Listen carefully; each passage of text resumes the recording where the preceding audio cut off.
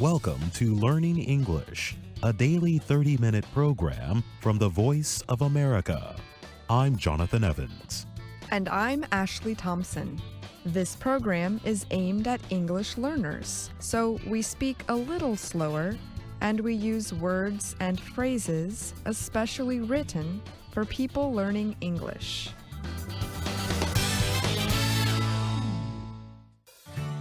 Today on the program, Alice Bryant will bring us this week's lesson in everyday grammar. Later, Steve Ember will present our American history series, The Making of a Nation. But first, Katie Weaver and Ashley will tell us about one Honduran migrant's story. Aide Posadas had been waiting 8 years for her son to come home.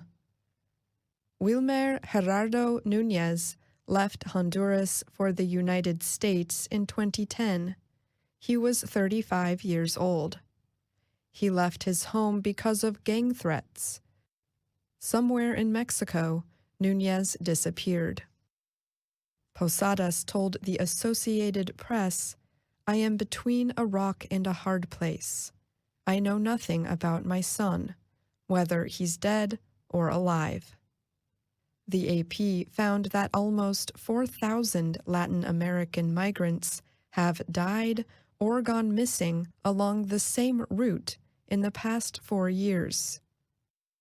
Posadas and her 10 children are from the Ciudad Planeta neighborhood of San Pedro Sula, Honduras. It is known as one of the most dangerous neighborhoods in one of the most dangerous countries in the world. Posadas' son left home for the United States for the first time in the 1990s, when he was 16. Posadas had just lost her factory job. Núñez would send money back home to help. He would call her almost every day. Núñez was deported 2 times, but returned to the United States each time. In 2007, he had a child with a Mexican woman, Maria Esther Lozano. When Lozano was about to give birth to another child, in July 2010, Núñez was deported for a 3rd time. Posadas was happy to have her son back home. But the family's neighborhood had grown more dangerous over the years. Organized crime moved in. Posadas said things were so bad that Núñez almost never went outside the house.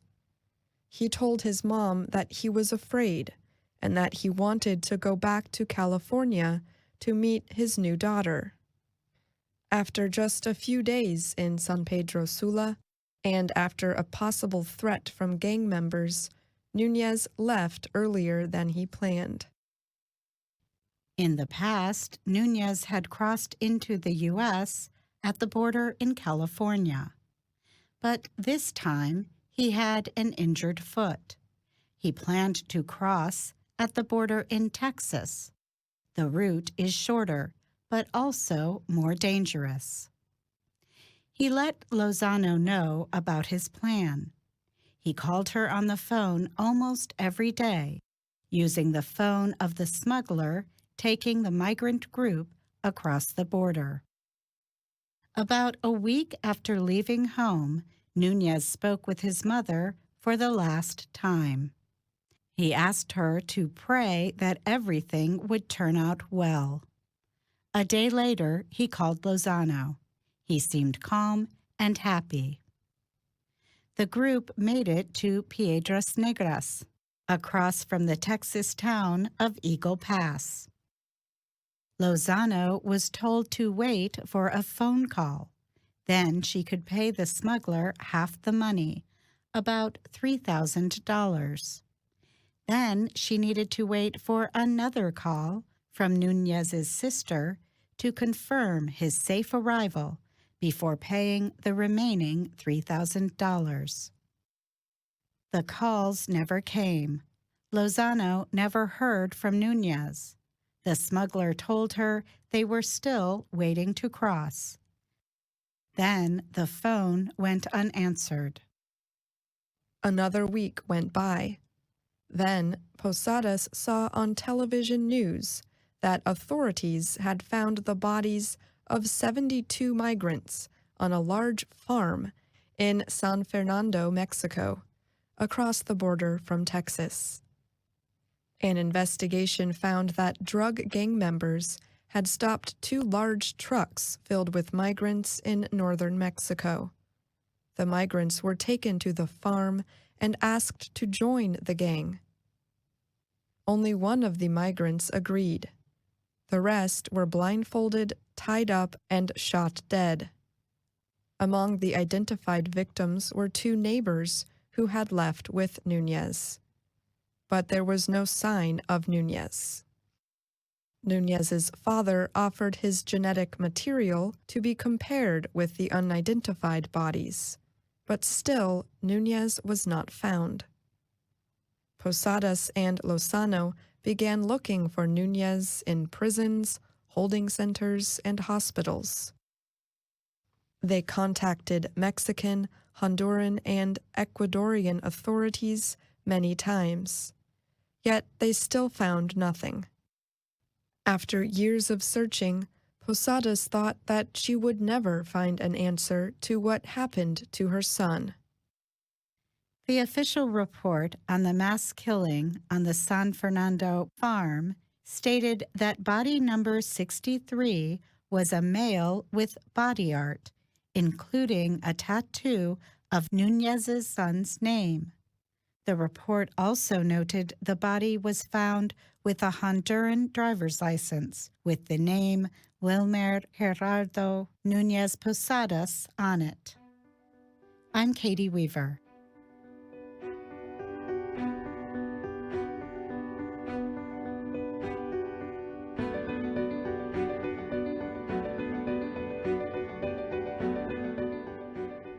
Have you ever been to an airport or train station where the official language was English?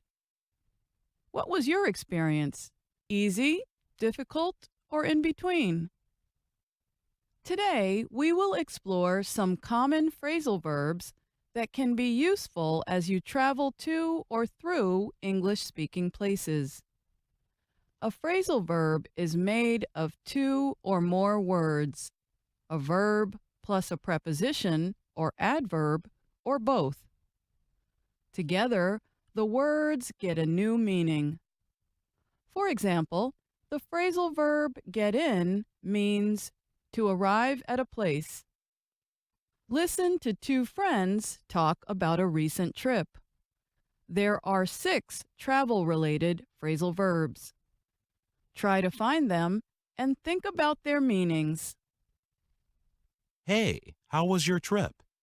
Well, it was great, but getting there was a pain. The airport was so crowded because of flight delays. We tried to check in at a kiosk, but the machines were down. So we stood in line for 45 minutes just to pick up the tickets. Oh no. Then our flight had a 2-hour delay. The plane finally took off at 9. What time did you get in? Around 4. Our driver picked us up on time and was super sweet. He dropped us off at the hotel and we checked in without any trouble. The rest of the trip was wonderful. That's great.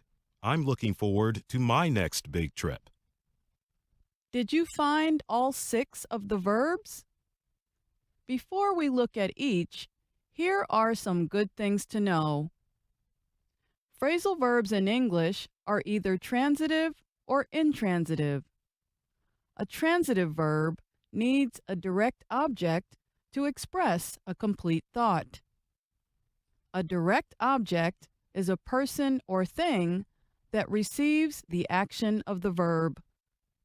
For example, the sentence, "I brought my suitcase," is transitive.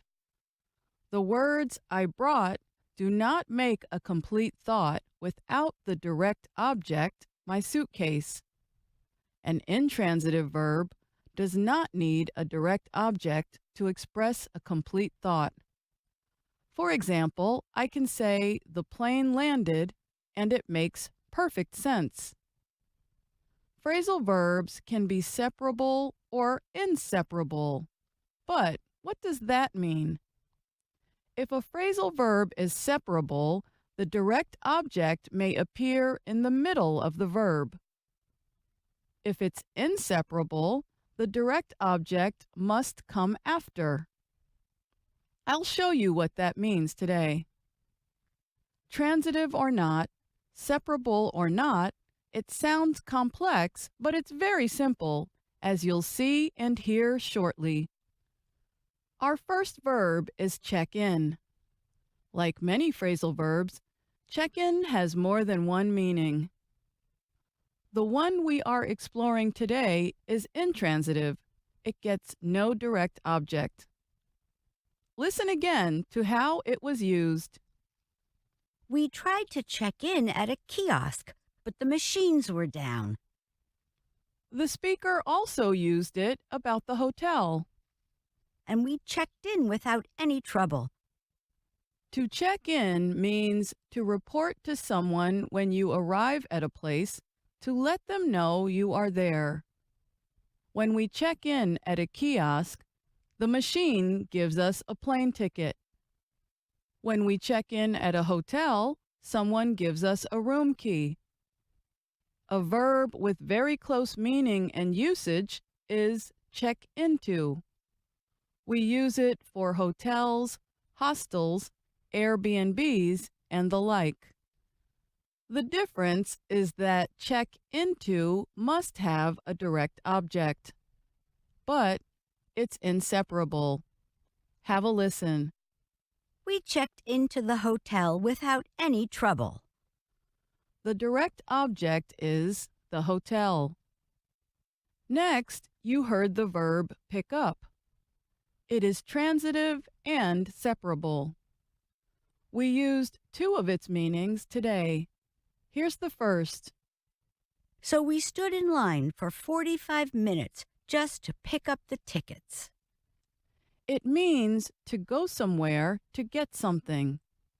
Note that the direct object, the tickets, comes after the verb. But because it's separable, we can also put the object in the middle, like this.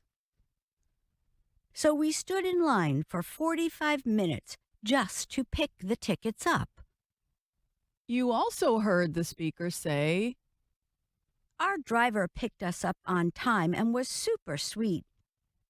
This meaning of pick up is to let or put people or things into a car, bus, ship, or something else. Note the wording pick us up. The pronoun direct object us is in the middle of the verb pick up. When a phrasal verb is separable, pronoun direct objects go in the middle. Okay, on to our next verb, take off. It's a verb with many meanings, but today's meaning is easy. It is intransitive and means to begin to fly. Here's how the speaker used it. The plane finally took off at 9. Next is the verb get in, another intransitive verb. Let's hear how it was used. What time did you get in? Around 4. You may remember that get in means to arrive at a place. And finally, we have look forward to. This verb is made of 3 words. It is transitive and inseparable. Here's how you heard it used. That's great. I'm looking forward to my next big trip. To look forward to something means to expect it with pleasure. The direct object is my next big trip.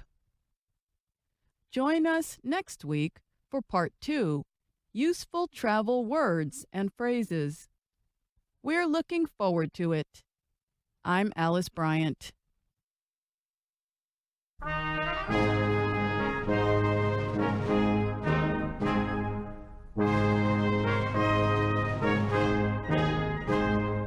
Welcome to The Making of a Nation, American History in VOA Special English. I'm Steve Ember. Today we begin the story of Alexander Hamilton. He was one of the country's founding fathers. He never became president.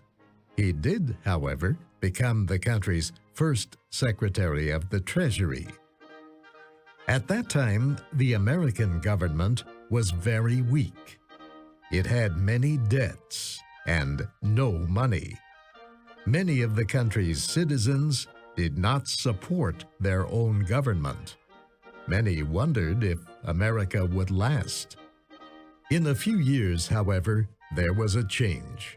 This change was produced in large part by the energy and imagination of one man, Alexander Hamilton. Hamilton wanted to make America a strong and important nation. He wanted it to become the equal of the powerful nations of Europe.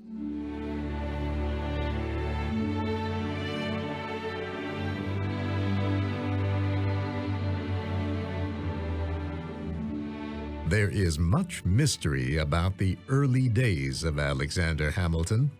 Some facts about his childhood and youth have been clearly established. Others have not.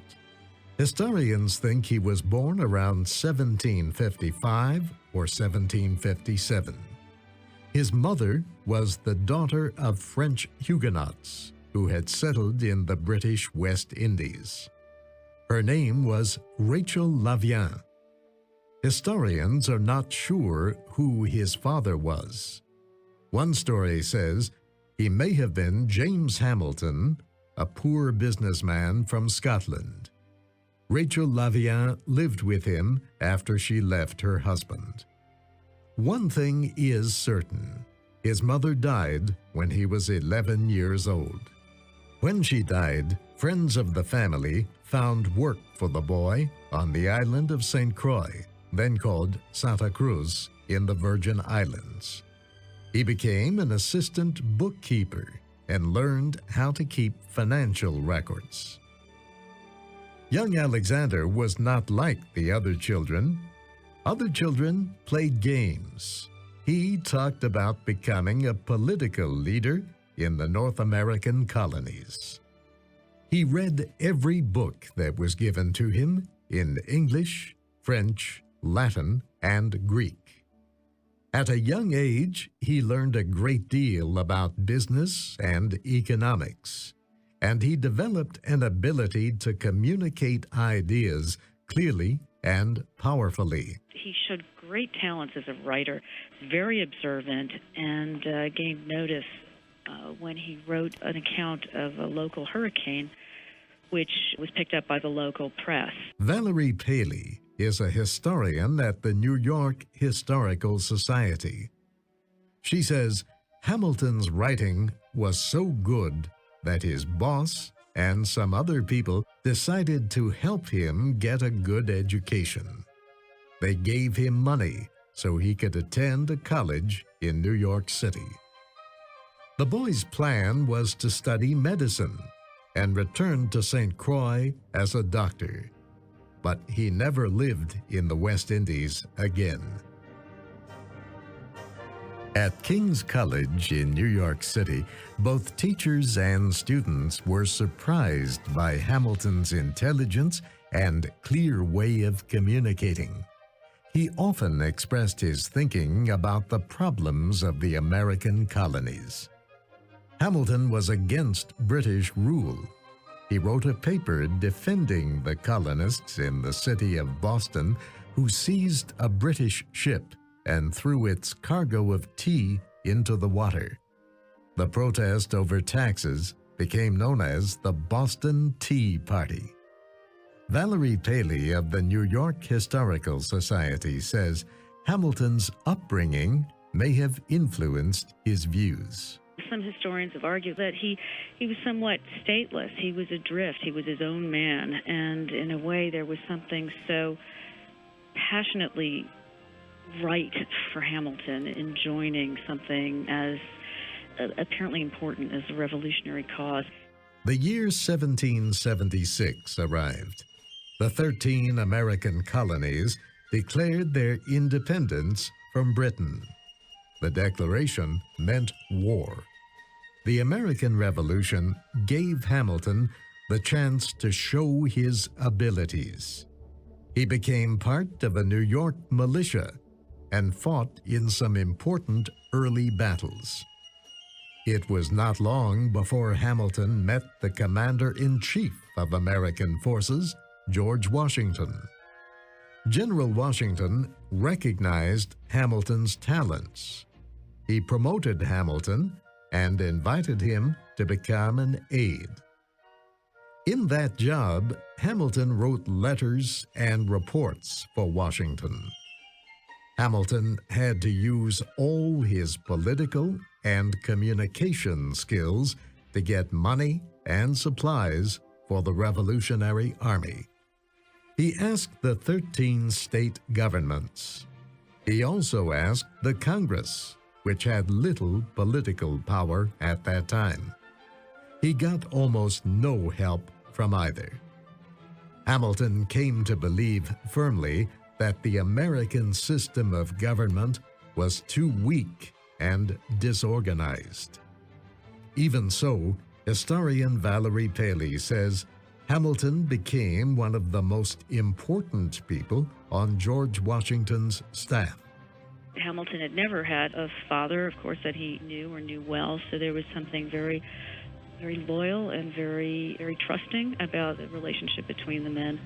So I think it was something that was extremely important and influential to Hamilton's growth as a politician and as a thinker. She says their relationship was almost like a father and son. But that did not mean their relationship was always good. Alexander Hamilton was a proud man. He was quick to criticize others. He even criticized George Washington.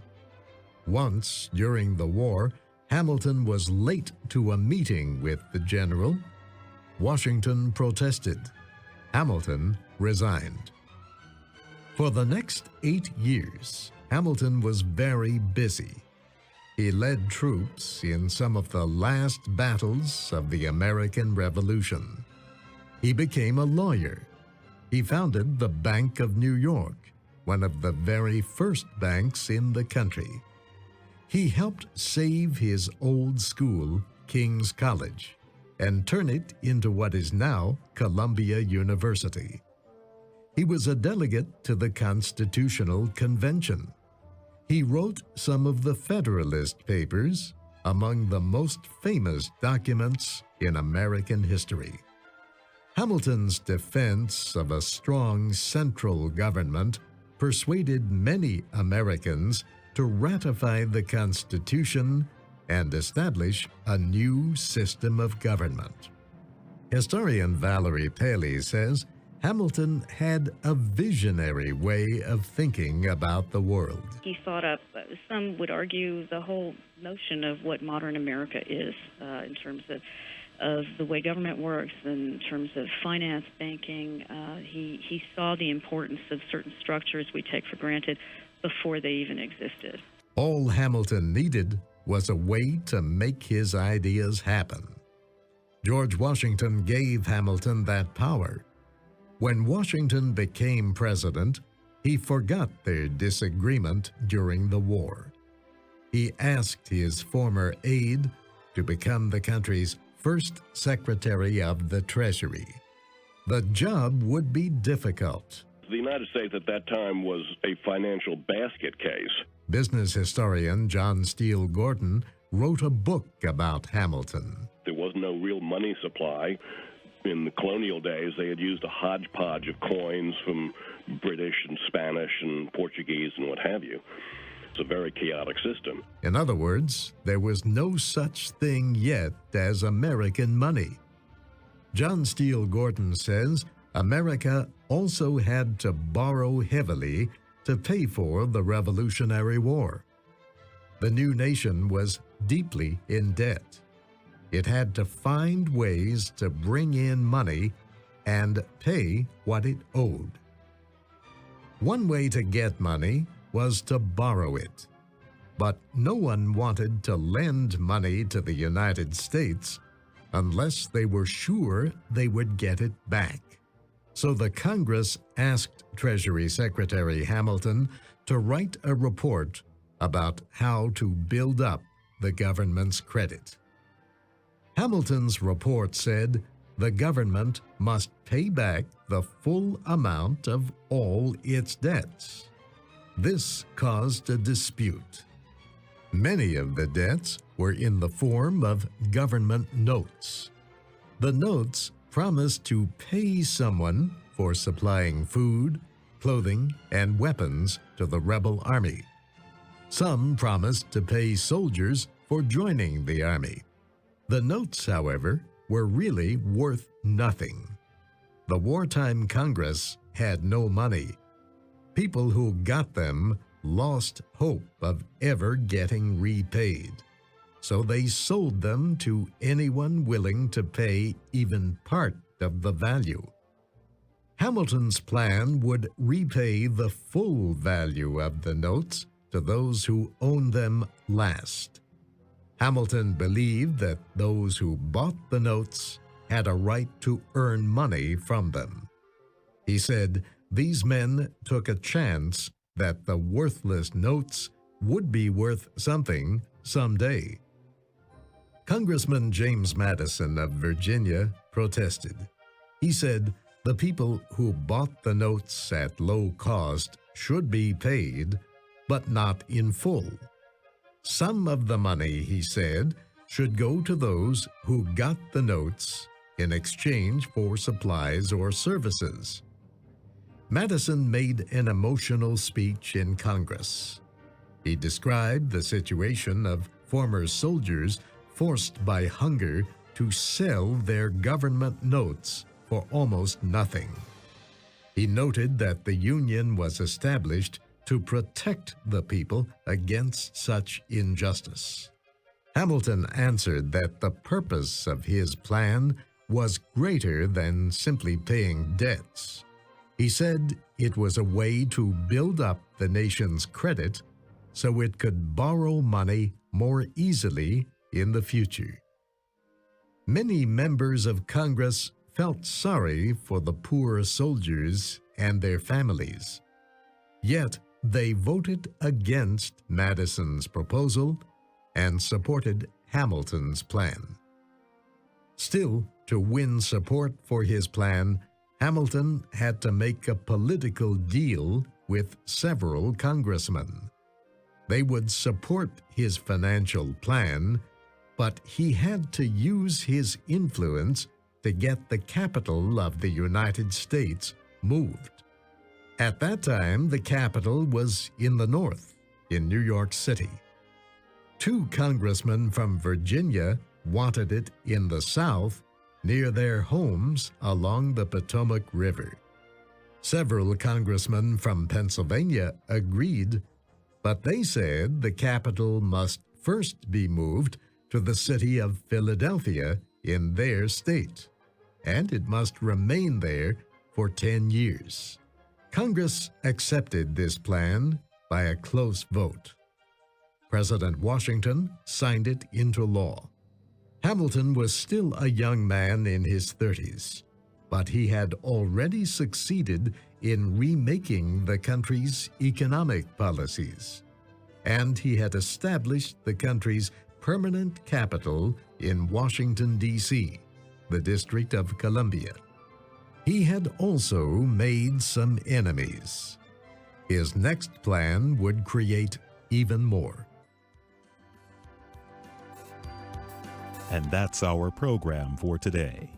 Listen again tomorrow to learn English through stories from around the world. I'm Jonathan Evans. And I'm Ashley Thompson.